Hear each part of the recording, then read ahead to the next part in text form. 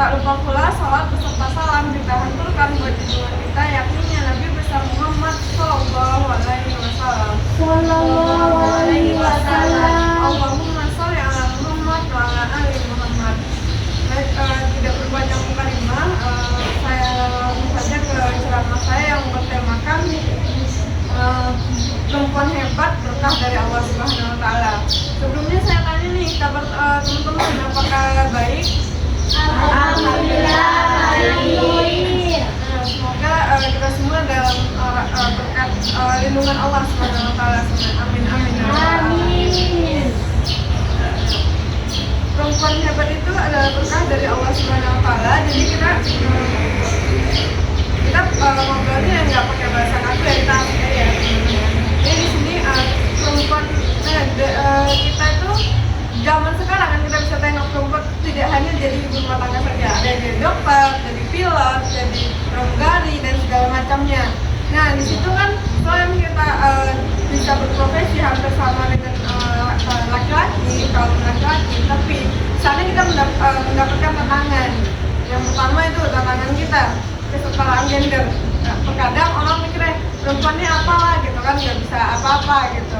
Ketika kita bisa melihat mewujudkan, kita bisa jadi sosok yang berbeda gitu, bisa berprofesi seperti dengan laki-laki, itu jadi momen kita buat menunjukkan ke mereka bahwa perempuan dan laki-laki itu sebenarnya sama.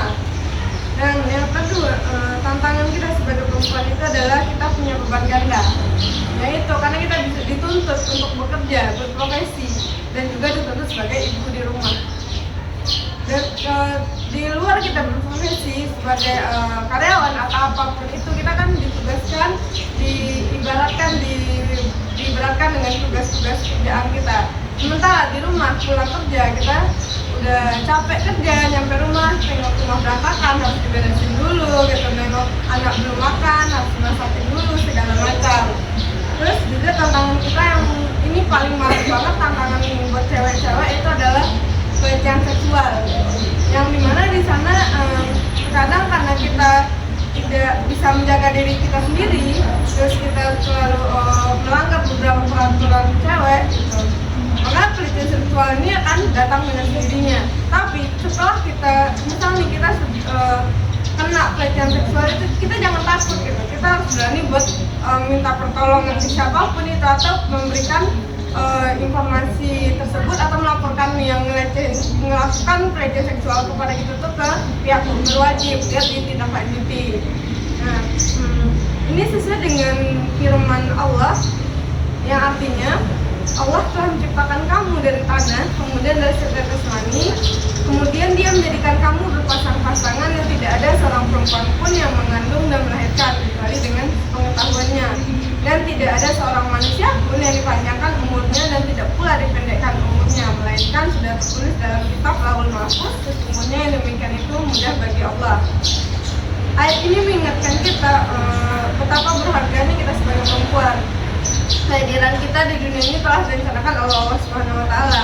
Contohnya kita bisa tengok dari kisah Maryam, ibunya Nabi Isa alaihissalam. Di situ berbagai tantangan yang dihadapi oleh beliau, tapi dia mampu membesarkan anaknya sampai anaknya menjadi sosok seorang nabi.